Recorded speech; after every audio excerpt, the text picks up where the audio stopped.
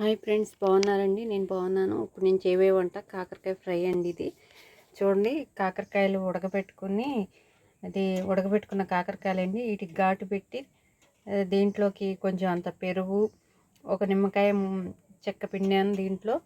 తర్వాత సాల్ట్ వేసి ఉడకబెట్టేస్తే ఇలా ఉంటాయి. ఇప్పుడు దీన్ని మనం కూర చేద్దాం. దాంట్లోకి ఉల్లిపాయ అండి, కట్ చేసుకునే పొడవుగా కట్ చేసే ఉల్లిపాయ, కరివేపాకు, కావాలంటే సాల్ట్. ఇవి ముక్కలో సాల్ట్ వేసాను కాబట్టి ఎక్కువ పట్టదు.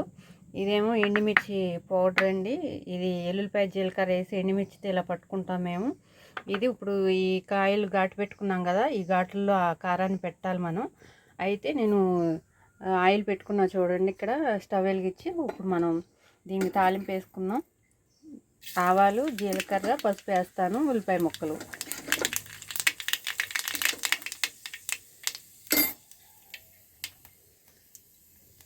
చూడండి,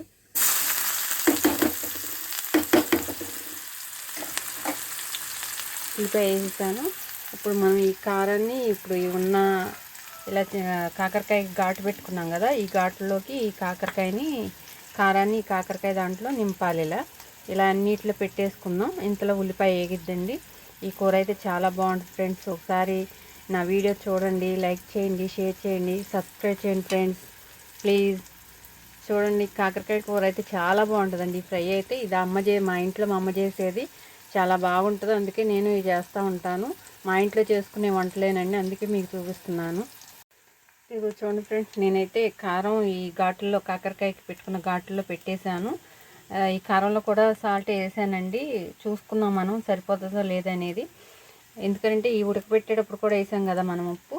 ఈ కూర అయితే చాలా బాగుంటుంది ఫ్రెండ్స్. ఇది ఒకసారి చేసుకుని పెట్టుకుంటే వారం 10 రోజులు ఉంటుంది, అసలు పాడవదండి. ఈ కూర పెరుగన్నంలో తిన్నా, సైడ్ డిష్గా దేంట్లో వాడుకుని తిన్నా కూడా చాలా బాగుంటుంది.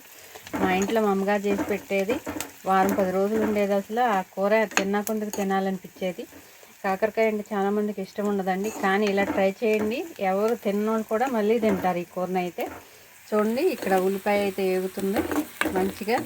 ఈ ఏగుతుంది కాబట్టి ఇప్పుడు మనం కాకరకాయల్లో కారం పెట్టి ఉంచాం కదా, ఆ ముక్కల్ని ఇప్పుడు ఈ ఉల్లిపాయ ముక్కలు వేసేసి ఏగడం చాలా సింపుల్గా అయిపోద్దండి. కూర అయితే ఎక్కువ టైం తీసుకోదు. కాకపోతే మనం ముందు రోజు ఉడకబెట్టుకుని ఉన్నాం అనుకోండి, చాలా ఈజీగా అయిపోద్ది కాకరకాయలు ఫ్రై.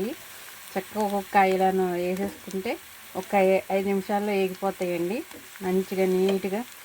అసలు ఈ కూర అయితే సూపర్గా ఉంటుంది ఫ్రెండ్స్. అసలు ఒకసారి మీరు కూడా ట్రై చేయండి.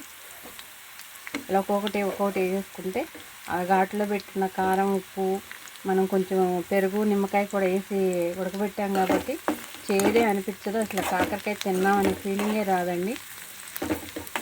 ఒక 5 నిమిషాలు మగ్గనిద్దాం మనం దీన్ని.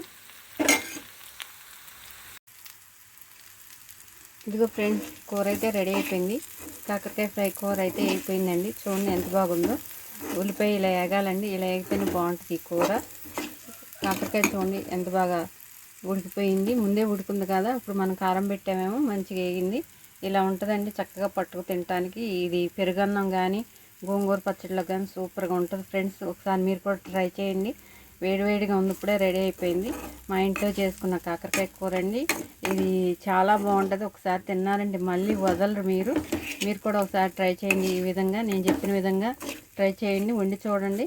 నాకు కామెంట్స్ పెట్టండి ఫ్రెండ్స్, ఎలా ఉందో ఏంటనేది. ఇదిగో చూడండి ఎంత బాగుందో. Okay friends.